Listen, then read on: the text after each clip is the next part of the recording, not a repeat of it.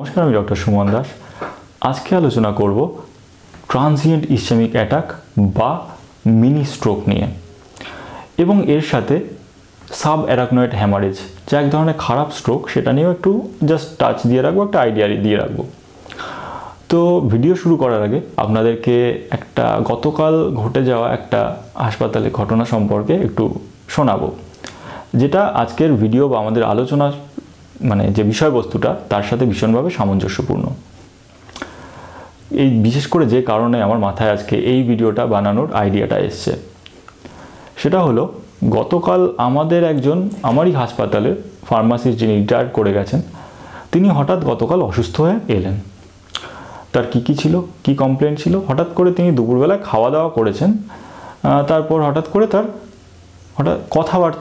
কথা বলতে পারছেন না, শরীরের যে ব্যালেন্স, স্বাভাবিক যে ব্যালেন্স, সেটা হারিয়ে ফেলছেন। শরীরের বাম দিকটা, মুখ থেকে শুরু করে হাত পা সব দুর্বল হয়ে যাচ্ছে এবং অবশ হয়ে আসছে, তিনি ইশারায় বোঝাচ্ছেন।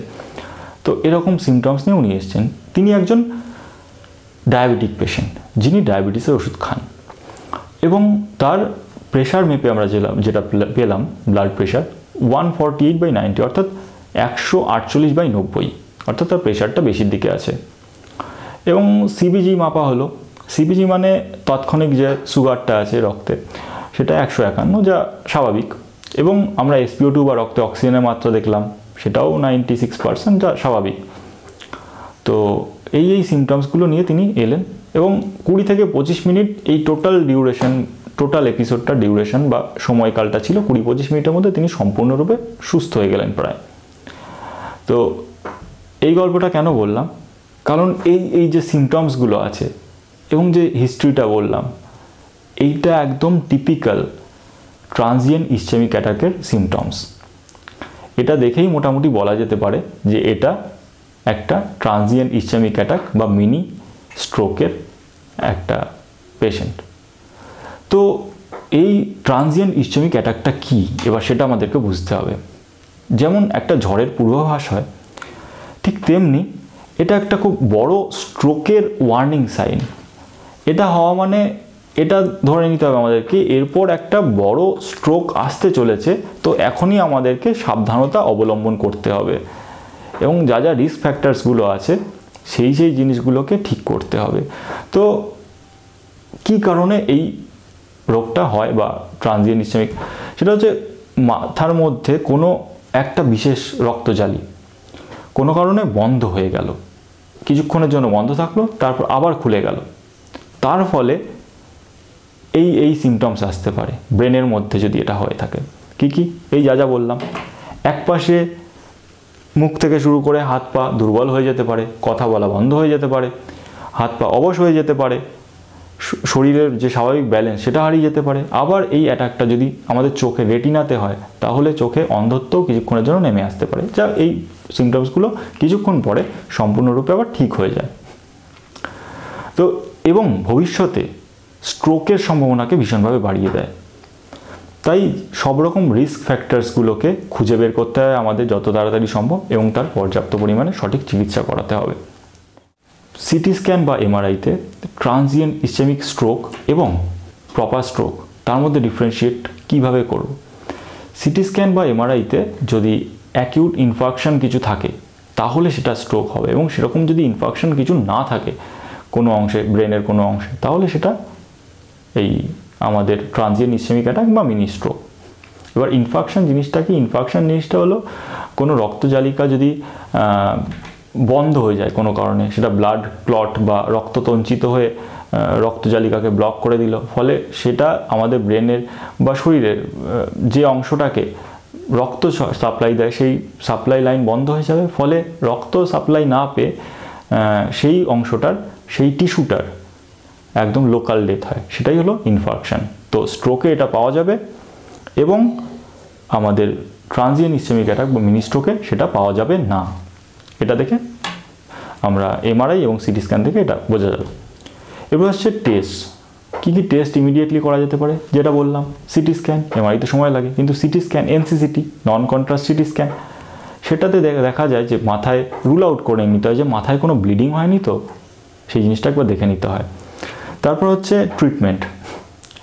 ডায়াগনোসিস মোটামুটি করার পরে তারপর আসছি ট্রিটমেন্টের পার্টে। ট্রিটমেন্ট যদি লো রিস্ক হয় তাহলে দেব অ্যান্টিপ্লেটলেট একটা মাত্র। প্লেটলেট জিনিসটা, অ্যান্টিপ্লেটলেট কি আগে বলে রাখি, প্লেটলেট হচ্ছে রক্ত তঞ্চিত করতে সাহায্য করে, তাই জন্য অ্যান্টিপ্লেটলেট দেওয়া হয় যাতে রক্ত তঞ্চিত না হয় এবং কোনো রক্তনালীটা বন্ধ হয়ে যায়, তাই সেইটা করার জন্য অ্যান্টিপ্লেটলেট দেওয়া হয়। অ্যান্টিপ্লেটলেট যদি লো রিস্ক হয় তাহলে সিঙ্গেল অ্যান্টিপ্লেটলেট যেমন অ্যাসপিরিন দিলেই হয়ে যায়। যদি হাই রিস্ক হয় সেক্ষেত্রে ডবল অ্যান্টিপ্লেটলেট এজেন্ট দিতে হয়, অ্যাসপিরিনও দিতে হবে আবার ক্লপিডগ্রেলও দিতে হয়। এবার হচ্ছে লো রিস্ক এবং হাই রিস্কটা বুঝবো কী করে।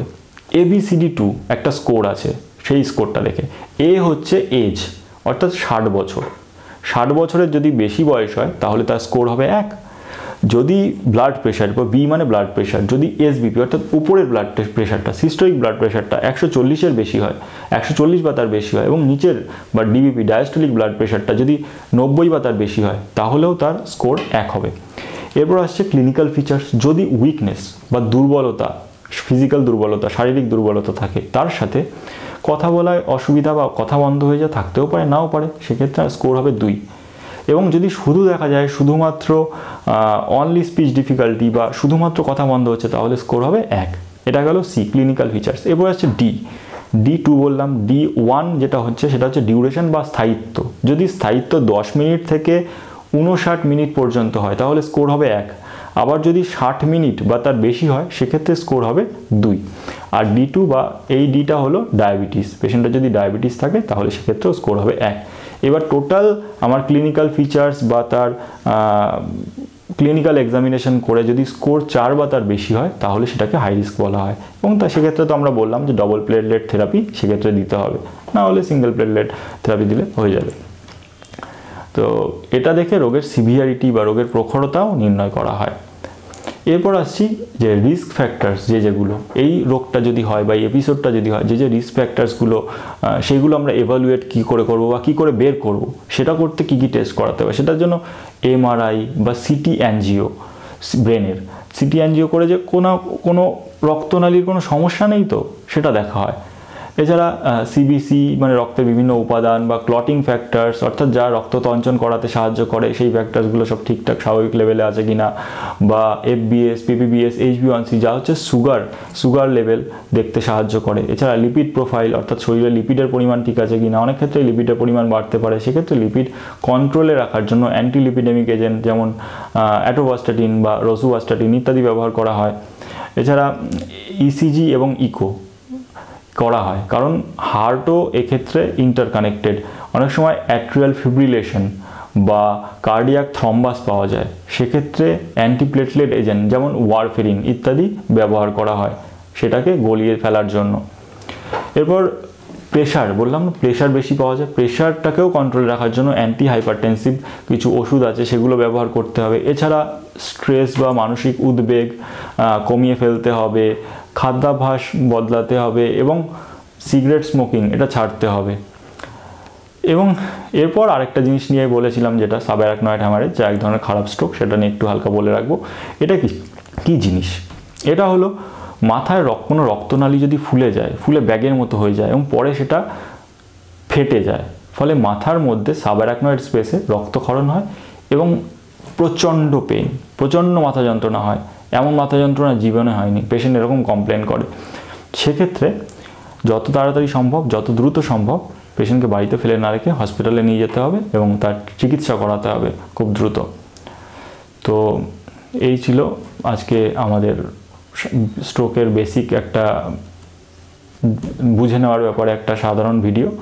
এরপরে যদি কারো কিছু বুঝতে অসুবিধা হয় বা কোনো প্রশ্ন থাকে কমেন্ট সেকশনে করবেন, তার উত্তর করা হবে। ধন্যবাদ।